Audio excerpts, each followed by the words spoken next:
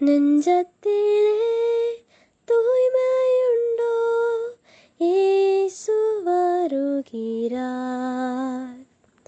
நொறுங்குண்ட நெஞ்சத்தையே இயேசு அழைக்கிறார்.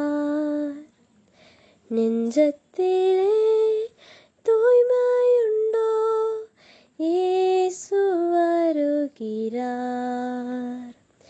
நொறுங்குண்ட நெஞ்சத்தையே இயேசு அழைக்கிறார். வருந்தி சுமக்கும் பாவம் உன்னை கொடிய இருளில் சேர்க்கும். வருந்தி சுமக்கும் பாவம் உன்னை கொடிய இருளில் சேர்க்கும். செய்த பாவம் இனி போதும், அவர் பாதம் வந்து சேரும். அவர் பாதம் வந்து சேரும். நெஞ்சத்திலே தூய்மையுண்டோ, இயேசு வருகிறார். நொறுங்குண்ட நெஞ்சத்தையே இயேசு அழைக்கிறார். குருதி சிந்தும் நெஞ்சம் உன்னை கூர்ந்து நோக்கும் கண்கள். குருதி சிந்தும் நெஞ்சம் உன்னை கூர்ந்து நோக்கும் கண்கள். செய்த பாவம் இனி போதும், அவர் பாதம் வந்து சேரும். அவர் பாதம் வந்து சேரும். நெஞ்சத்திலே தூய்மையுண்டோ, இயேசு வருகிறார்.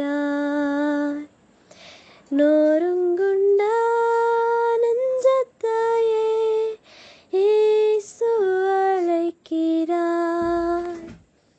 இயேசு அழைக்கிறார். கிறிஸ்துவுக்குள் பிரியமான ஜனங்களே, இந்த நாளில் கூட கர்த்தர் நம்மோடு இந்த உபவாச நாட்களில் நம்மோடு பேசி கொண்டிருக்கிறார். இந்த நாளிலும் கூட கர்த்தர் கொடுத்த வார்த்தை என்ன அப்படின்னா, என்னாகமம் 21:9. அப்படியே மோசே ஒரு வெண்கல சர்ப்பத்தை உண்டாக்கி அதை ஒரு கம்பத்தின் மேல் தூக்கி வைத்தான். சர்ப்பம் ஒருவனை கடித்த போது அவன் அந்த வெண்கல சர்ப்பத்தை நோக்கி பார்த்து பிழைப்பான். இது ஒரு ஞான அர்த்தமுள்ள ஒரு வார்த்தை. நம்ம சிலுவை தியானங்களாக பார்த்துக்கிட்டு இருக்கோம்ல, அதுக்கேற்ற வசனங்களாகத்தான் இந்த நாட்கள் நம்ம பார்த்துட்டு இருக்கோம்.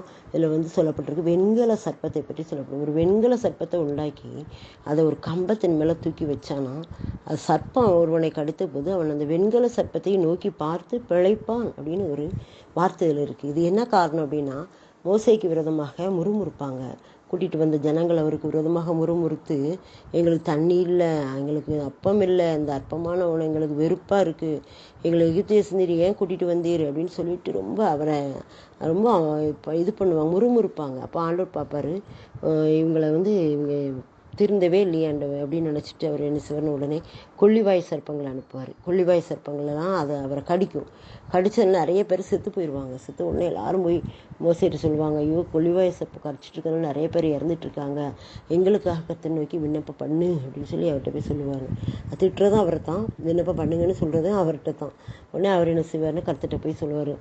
ஆண்டவர் சொல்லுவார், நீ ஒரு கொள்ளிவாய் சர்ப்பத்தின் உருவத்தை செஞ்சு அதை ஒரு கம்பத்தின் மேலே தூக்கி வை, அது யாரெல்லாம் கடிப்பட்டானோ அவன் அதை நோக்கி பார்த்தா பிழைப்பான் அப்படின்னு சொல்லி அவர் சொல்லுவார். உடனே ஆண்டவர் சொல்லுவார். உடனே இவன் என்ன செய்வான், ஒரு வெண்கல சர்ப்பத்தை உண்டாக்கி அதை ஒரு கம்பத்து மேலே தூக்கி வச்சான்.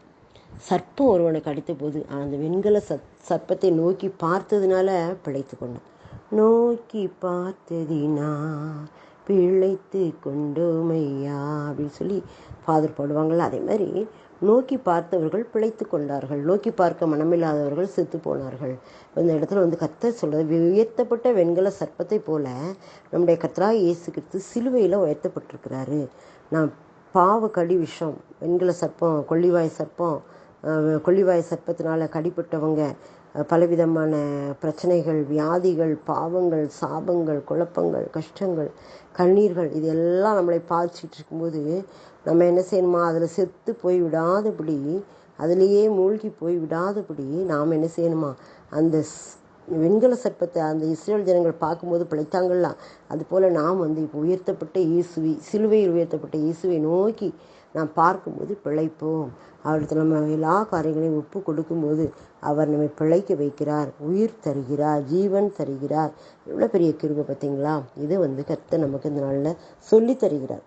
வெண்கல சர்ப்பத்தை, உயர்த்தப்பட்ட வெண்கல சர்ப்பத்தை நோக்கி பார்த்தவன், கடிப்பட்டவன், சர்ப்பத்தால் கடிக்கப்பட்டவன் எவனாக இருந்தாலும் சரி, அவன் இஸ்ரவேலாக இருந்தாலும் சரி, எகிப்தியனாக இருந்தாலும் சரி, நோக்கி பார்த்த உடனே பிழைத்து கொண்டான்னு பார்க்குறோம்.